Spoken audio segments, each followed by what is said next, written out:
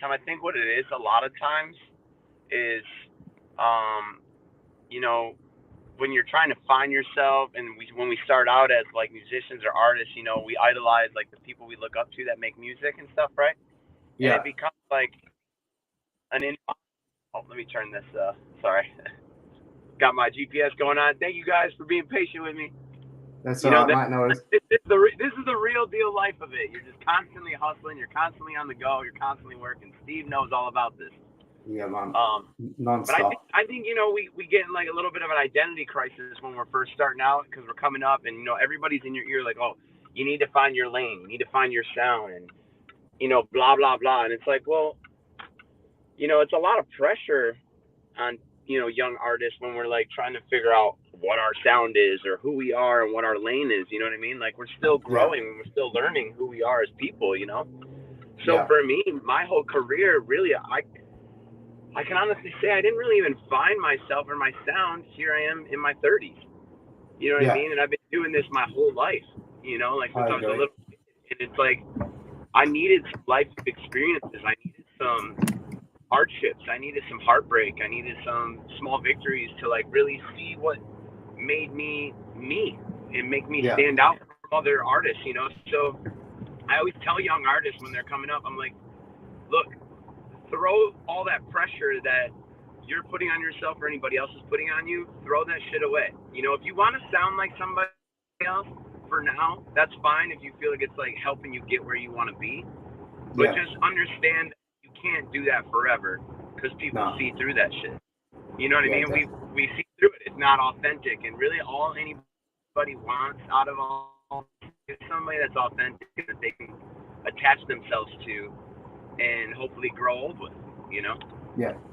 See, you're quite That's similar kind to of where me my then. head's at with that stuff. I'm always like, want to sound like, because I have clients that'll come in and we'll start writing or producing productions for them, and like, yeah, I really want it to sound like Drake, or I want it to sound like this record. I'm like, okay, well that's Yeah, cool. Now when you go in the booth, if I make this beat sound like Drake, are you gonna go in the booth and just start rapping like Drake? Because if you are, like what are we doing here? Like, why don't we just grab a Drake beat off YouTube and you could just like go ahead and rap like Drake over it, and then you saved yourself a yeah, bunch of time and money. And not that it yeah, can't help your career, because you can obviously put it up on YouTube and just like start getting fans of Drake to like your stuff. But yeah, you got to really ask yourself, what is it you're trying to accomplish? You know? yeah. No, absolutely. I think you're quite similar to me in the respect that you found your sound quite late. I played in a lot of heavy metal and rock bands Yep. when I was younger. And I actually always really liked country music, and I was always singing to country music in my spare time. And then I really got into sort of around the time Cadillac 3 came out, Blackstone Cherry, Blackberry Smoke, all these sort of country rock, but modern country rock bands started coming out. And I think that's when I found my sound. It was like, this is what I want to do. But Yep. again, I think I was 32 when I started doing the sort of country rock stuff. The one thing that actually you've said, and quite a few people I've been talking to recently have all said, which is similar, is the age thing. Now, that would, I think, finding your sound at 30 upwards would have been a problem 20 years ago. But it's with the internet and the way things have changed online, and the internet is basically aging people downwards. I think so. Like my 70-year-old nan knows loads about modern music and modern trends because she sees it all day, every day on her phone. She's on Instagram, she's on TikTok, all these different things. So do you think now that because it used to be if you got to 24, 25 and you had made it, forget it. That I don't think that's the case anymore. I agree. I agree. I mean, look, we're in a world where it's not cool if you're racist. It's not cool if you're homophobic. It's not cool if you're ageist. No, You know what no I'm one talks saying? about that one. So it's like, I was actually just talking about this with someone the other day, and I was telling him I just thought it's so cool how, like you said, like the internet has opened the world up, and now it's like if you're badass, I don't care how old you are. Yeah, You can be badass at 15 years old. You can be badass at 70 years old. You know what I mean? It yeah, goes yeah, back to what I was saying. Be authentic. If you're authentic, Am I allowed to swear? Because I've been swearing. I'm sorry. No, you can swear. It's fine. If you're authentic, people will fuck with you, right? Yeah. Nobody really cares how old you are anymore.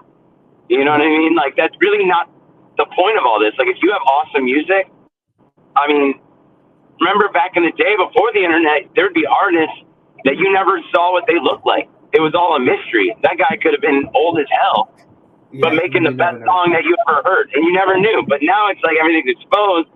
But I think after COVID and just realizing where we've gone now, it's like we have bigger things to worry about than how old this dude is. If his song's awesome, then he's awesome. Yeah, exactly. You know, or exactly. if she's not the same age as like Ariana Grande, well, so what? If her voice just like takes over a room and I'm obsessed with it, I don't care how old she is. Yeah, I really don't. We found something really interesting with our band. I'm in a band called the Westlands. We've only just started up.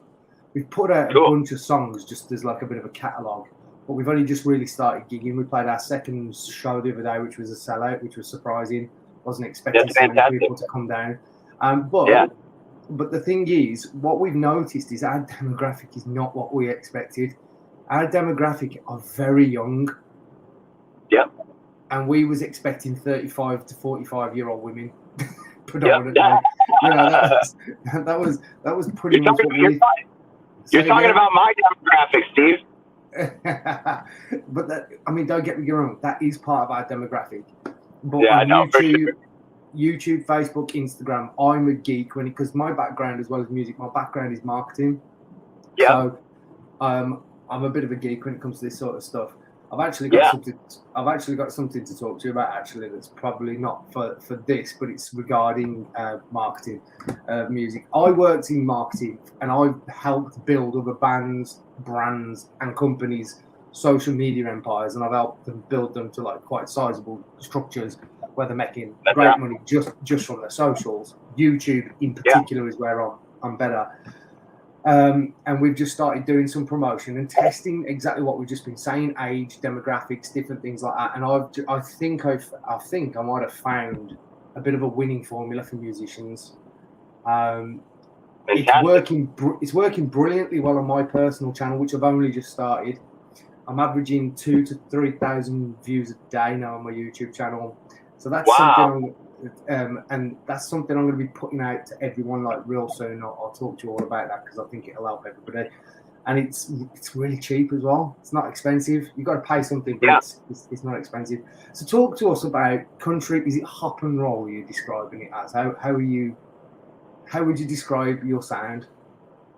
Yeah, so when growing up, for me in Detroit, Michigan, obviously Detroit is known for hip hop.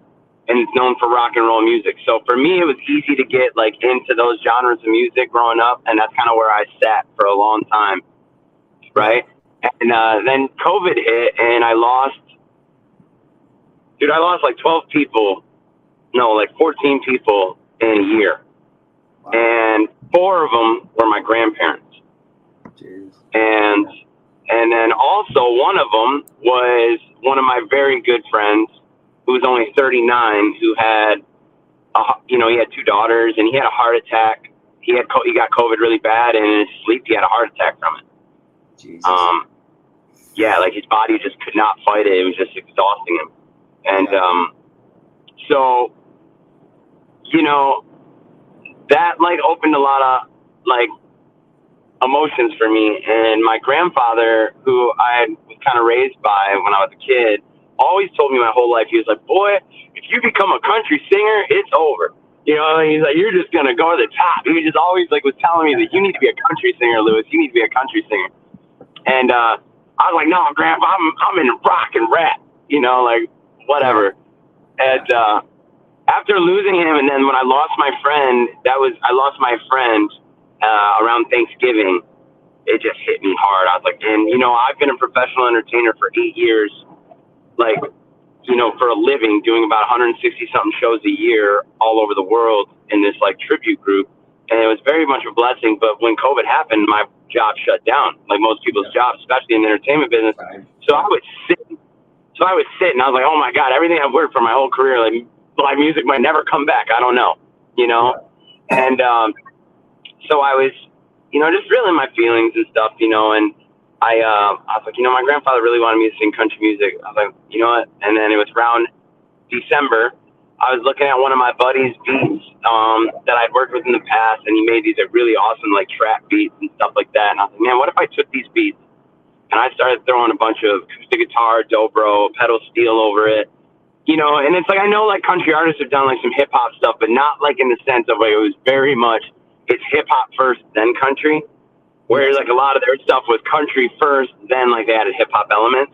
Yeah, I was like, okay, I'm just gonna go full on hip hop bounce. And then I'm going to sing like a country artist over it and then add a little bit of rock and roll attitude just because like people that know me know that I'm kind of like a fucking rock star. I just can't help it. That's how I carry myself.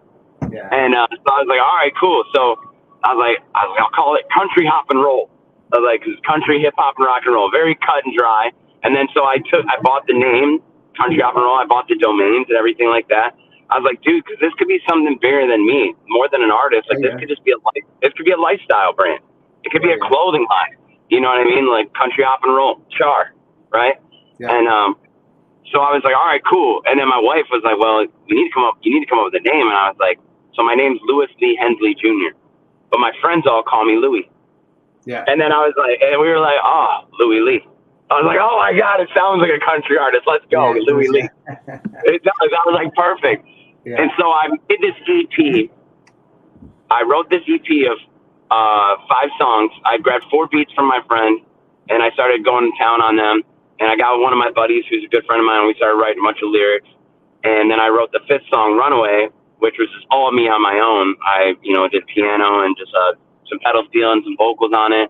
And I wrote these 5 records within 2 weeks. Fully done, recorded, everything. Just completely done. And I was like, holy shit, this is real. I was like, we're going to call the EP Louie Lee. I released Tailgate Blues as my first single, and it got attention that I just did not expect. I mean, it got me a deal with UNXT, who's a division of Universal Music Group. So they signed the record, and we did a partnership deal with it, and then they redistributed my whole EP with In-Grooves, the division of Universal. So that was really cool. And I was like, all right, well, we have something here now. And, before I'd always just did, like I said, pop, R&B, hip-hop stuff.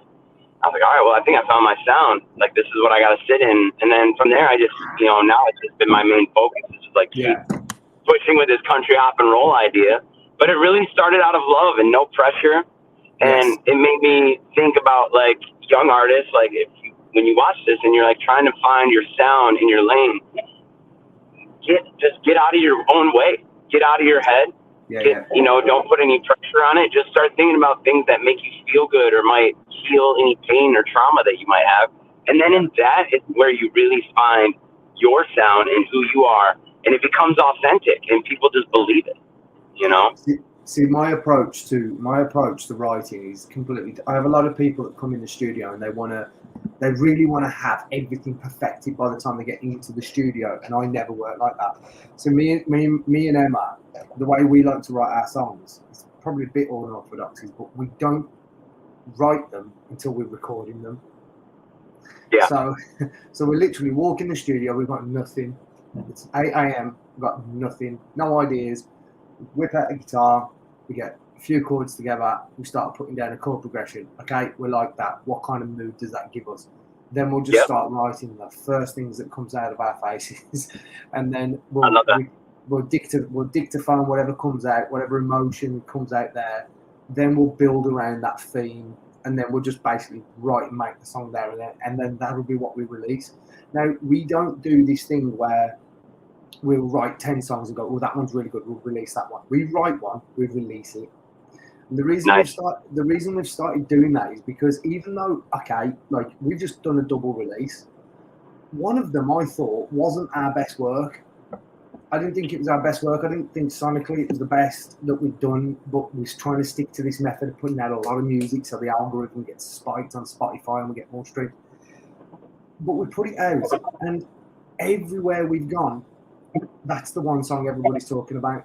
It's the one that everyone just seems to have related to, because the song is basically about my situation. I'm 36, 37 actually this Saturday, 37 this weekend, and then happy birthday, my bro. Yes. We're the same age, man. I'm turning 37 in a couple months. Yeah, well, a few bottles of whiskey hopefully for my birthday will be good. But basically, what we was thinking was this is a song about a married couple or a couple who've been together a really long time, which was me and my partner, and we've got a child. We don't go out very often. We've got a babysitter, and we're going to go out and we're going to act like we're 17 again, right? That was the idea for the song.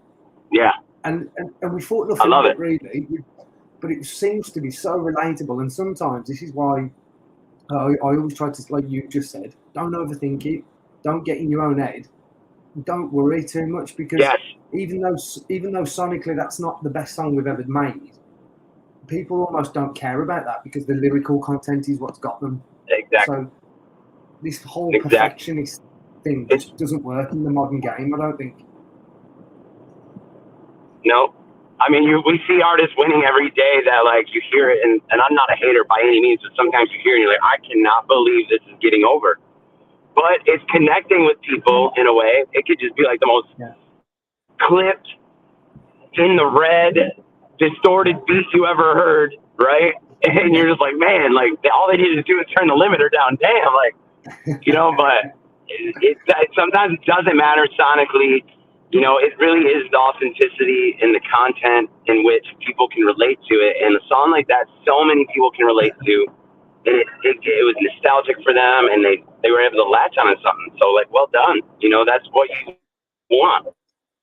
You know, and yeah, not getting in the way. I always tell it because I'll have an artist in session, and we're writing, and I kind of fairly do the same thing. Like, I always start with like a chord structure, and just kind of like I'll build that up, and I'll just basically build up all my chords, and I'll build some layers and some automation going, and I'll add drums last.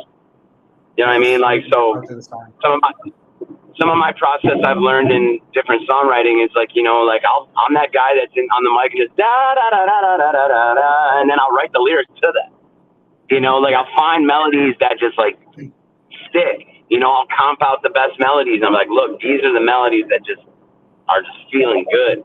Now, like when you're hearing these melodies, what does it make you want to say? Like now that you can hear these chords and you hear these melodies coming back at you in your face, and they're not words, but you can hear words in the melody, and you're like, there's something here that makes me want to say something. Yes. Yeah. You do. The chords hit a chord is somewhere inside you, and then you build the mood from there. Here's a question for you. With all of the social media stuff, now this is something I've worked on with businesses, and it makes me laugh every time I go in to see a new client. I do consultancy work, so I'll go in and I'll see a client and they'll say, right, we want to do this, and we want to do this across many different platforms. And as you know, there's loads of them now. TikTok are about to hit like 1.5 billion users. Yeah. I mean, that's mental how fast that's growing. It's insane. You create quite, what I would consider, compared to most people, you create quite high quality visual content as opposed to lots of just raw stuff. Even the raw stuff is edited and done in a nice way. How do you manage your time between obviously doing the work and then getting all of that social stuff done? Because that obviously is key. Do you have someone helping you do that, or are you doing all that yourself? And when do you find the time? Well, this is a very challenging task to accomplish, I'll tell you right now. And thankfully, I have built up a pretty good team of individuals that believe in me and the project at hand, and our goals were all aligned. So I've had like very good people in my corner that are helping me create content on the daily. And then while, they're creating the content, it is me that's still doing all my posts. I do all my posts. And then, I'm the one communicating on, with other people and engaging. But the biggest thing that I'm still learning for me is in time management with that stuff is just having a routine. I started realizing that, like, look, if I just start my day off, like, which I am actually like, I'm slacking a little bit today, but not so much. Today I've already posted on Facebook twice. I've posted on TikTok. Yeah. I haven't posted on my Instagram yet. You know what I mean? But I try to before I drive to the studio, which I'm driving right now, guys, don't judge me. I'm sorry. I promise you I'm paying attention to the road. I try to get, while I'm having my morning coffee, I try to get some of that stuff out of the way. Have a routine. Get that stuff posted, get it circulating through the day. So that way, everybody's during their day, they're checking their phones and then they can just see it. Now it's already posted. It's on there for the day, right? Yeah. So then I can proceed to work throughout my day. And then when I come back to my phone later on in the day, when my day is getting close to an end, I can engage with those posts now.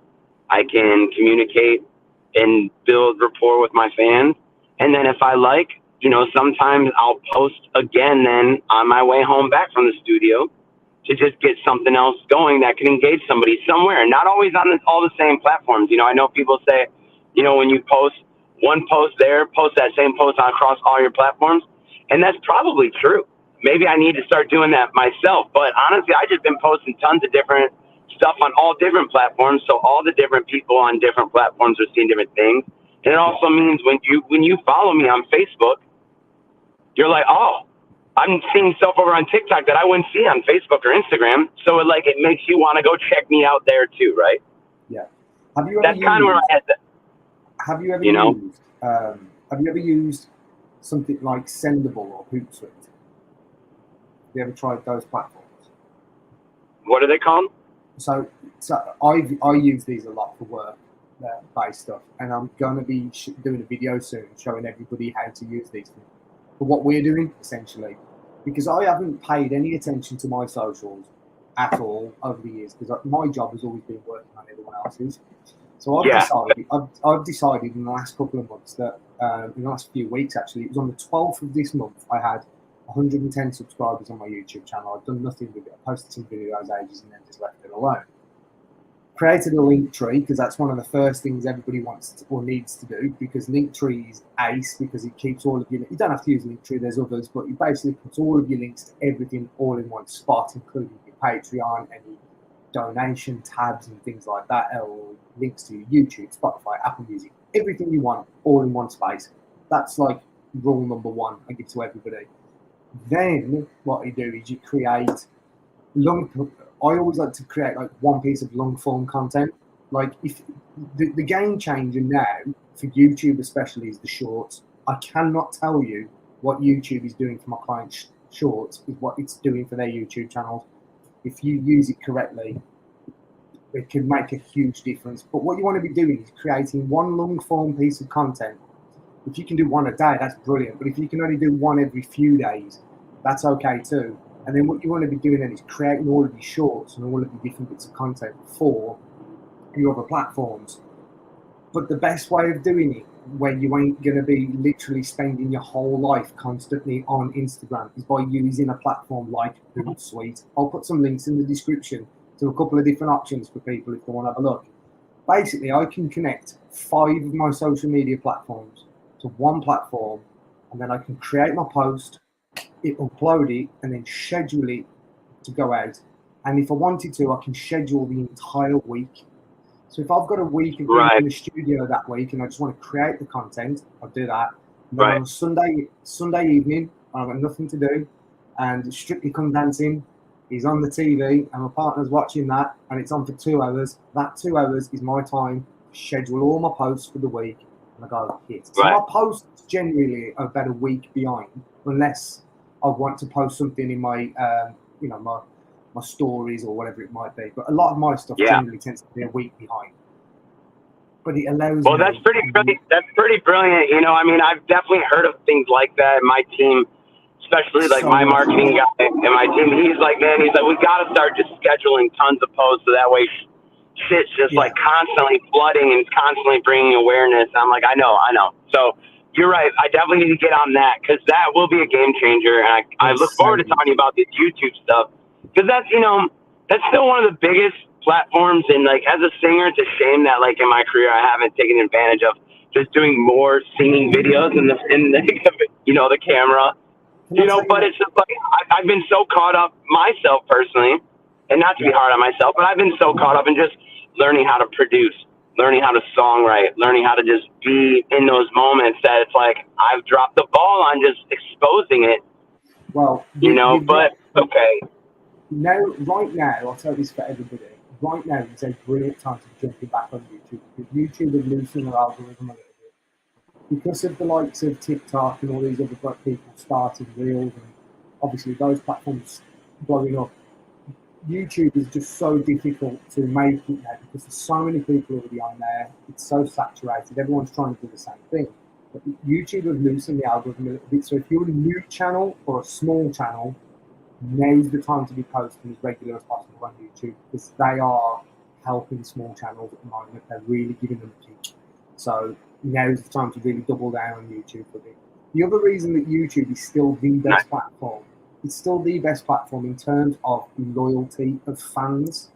So whenever I've tracked conversion ratings for clients, customers that I work with, YouTube is always the one that we end up getting the most money from. When you look at ROI, the return on the investment, YouTube is the one that tends to make us the most money because the fans are loyal. They come back to that channel every day. Like I watch Justin Hawkins from the darkness. He's got a YouTube channel. It's brilliant. I feel like I learn so much and get so much value from that YouTube channel. I go back to it every single day. He puts a new video. I don't miss a single show he puts out. 10 minutes at a time, and then he does all of his shorts as clips from that show, and that's how he does it, and that's similar to how I do it. That's similar to how I do it now. With YouTube, you do need to spend a little bit of money. Now, I found a platform recently that is, I've tried lots of them because I don't have the time to just keep going into. If you've got the time and you can go into Google AdWords and do it for every single video, good on you. But I ain't got the time for that. So I've tried all these different ones like Sprizzy and all these different platforms, and some of them are okay. Sprizzy's all right. But I found a new one recently called Gate. I'll put a link in the description for this. I've got a referral code as well, so you can all get 10% discounts on this. Gate is amazing. I've been using it now and I'll tell you why it's amazing, because I've been using it for 2 weeks, right? I've been using it since about the 12th. I'm actually just now into the 3rd week, right? Now, I've paying them, they've got a minimum amount. I'm paying them roughly about £35, so maybe $40 a week in promotion, right, to promote my channel. Now, that seems like a lot, but I want to explain why I think it's worth it. So I've paid them that amount of money, okay, and then they've gone ahead and started building adverts for every one of my videos. Now, I've had since the 12th, let me just go back to the 12th of September, because it tell me, I've actually paid for, in terms of what they have got me, 5,092 views, okay? So not that many, but what they're very good at is finding the correct audience. It's not about how many views, it's about finding the right audience who are going to stick with you. Facts. Yeah, I was going to say, like, big numbers aren't what I'm looking for either anymore. I just want targeted numbers. I want, like, I want my 1,000 loyal, diehard fans. That's all I care about, you know? This is why this is so good, because, okay, I've paid for 5,000 fans, 5,000 views so far is what I've paid for effectively. And I've gone from 110 followers, subscribers, to 180 in about 10 days, okay?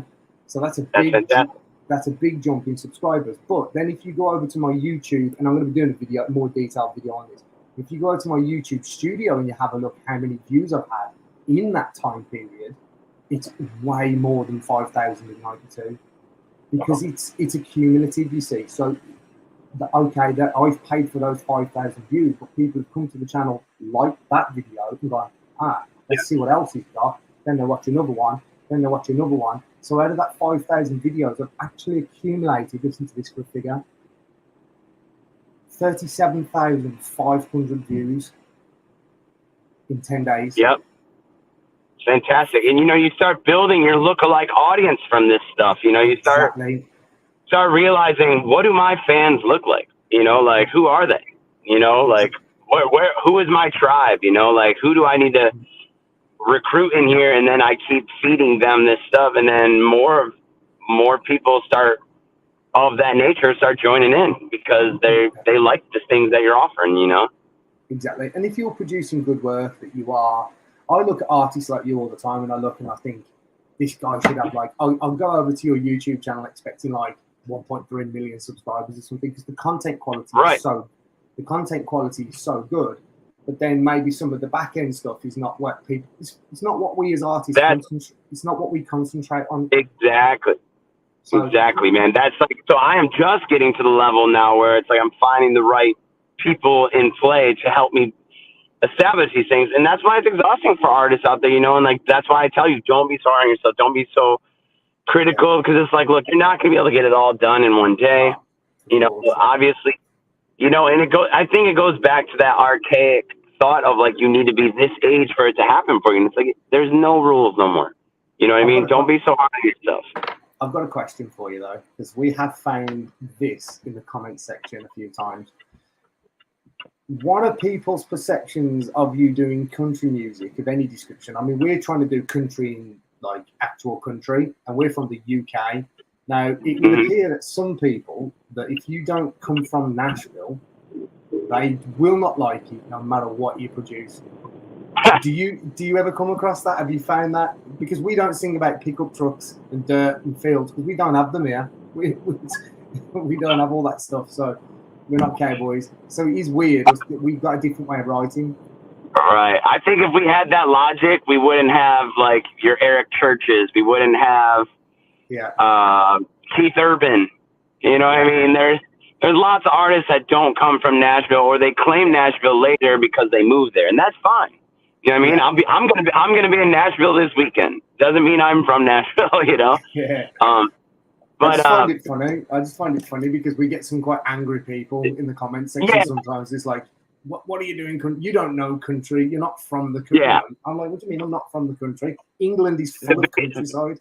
The biggest thing about country music that I've learned over the years, even before I started doing country music, and what country fans love, is authenticity. I go back to that because really, at the end of the day, like storytelling, like you are country if you're authentic. You know what I mean? Like it's from the soul, it's from the heart. I mean, country music rounds out a lot of different genres more than people give it credit. Absolutely. More than I ever gave it credit.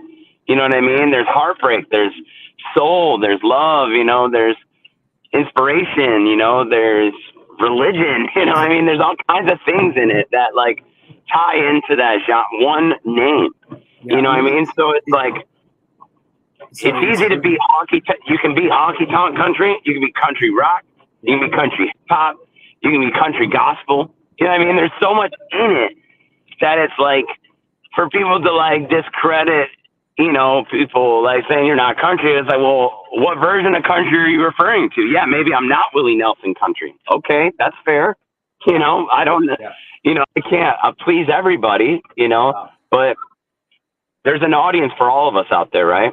And it's like you said, when we find our audience, we double down. You know, we double down on it, and like you just keep believing in yourself and what you're providing for them. Like keep being that beacon of light for them, you know. One last question for you, because I don't know what you're doing for time or where you're off to now, but just one last question. Just got to the studio, about to be going to work. Oh, nice. Okay, look, we're going to get a little studio tour potentially. Yeah. What I was going to ask you actually is what's next, because obviously I follow you closely on Instagram and some of the other channels. And don't forget, and we have a hit song, Steve. You gotta let these people know. We are working on something together. Yeah, we really do have a hit song. Like everybody on my team is like, holy shit, this song. Like, I was just kind of jamming something out in the house, but I've got the one chord progression, and then I found a bit of a sample. I think I can't even remember. It sounds like arcade, maybe output. And then I sort of jammed that in with it, and I was like, ooh, okay. And then I got the keyboard out with the 808s, and I was like, this sounds like a Louie Lee track. That's right, my man. So I finished it off, and you were the first person I thought of. I was just like, I'm going to send this to Louie. I love the way though that this works now. I mean, there's country's growing in the UK. It's getting bigger and bigger and bigger all the time. And I can't wait to like. So you were about to ask what was that question you were about to ask? What's next? Yeah. So what are you doing next? What's the grand plan? All right. So here's the plan. All right. So last night I shot the cover for my new EP that I'm getting ready to drop. I'm going to drop an EP. It's called Summer Lightning in October. It's going to have 6 songs on it. 2 of the songs are already released. You can find them on my website or any streaming platforms. Cocaine Cowboys and The Final Showdown. Yeah. All right. But then there's going to be 4 unreleased songs on this EP, and they are fantastic. So my goal is what's next. And I'm signed a management deal, a business manager deal. I have a couple booking agencies that want to sign my show. So really what's about to happen is we're going to drop this EP, and I even have a financial backer that's ready to get involved. So my goal is, and we built my lookalike audience really well on Facebook and stuff like that. So we're going to start running lots of small ads, and I plan on targeting the UK like crazy for Summer Lightning. You know, Summer Lightning it's this EP of just like full of like great songs. And it's like, for me, it's like a reflection on this past summer. It was just like lightning in a bottle for me in my career. And so for me next is to get this EP out, keep building awareness. I'm going to start running tons of small ads. As artists, you know, we gotta be our, you know, best marketing team we possibly can be to get out there, right? Yeah, and then, but while simultaneously doing that, I'm going to decide on what booking agency we can go with. That's going to be the best one to put our best foot forward. And I plan on doing a lot of touring all next year with my Louie Lee show. Because right now, my original show, Country Hop and Roll Presents the Louie Lee Show, I can do a full 90-minute show with no covers. That's awesome. No covers. Yeah, that's great. And they're all just, and I'm not too mile horn, but they're all just catchy as hell. Like, so that's like 27. That's like 28 songs in a 90-minute show. Jesus. And we've made a ton of visuals for it as well. Like, we've been making a whole video series called the Louie Lee Legends series. Yeah. Where like we have these characters and we're like, Louie Lee, yeah, I heard of him.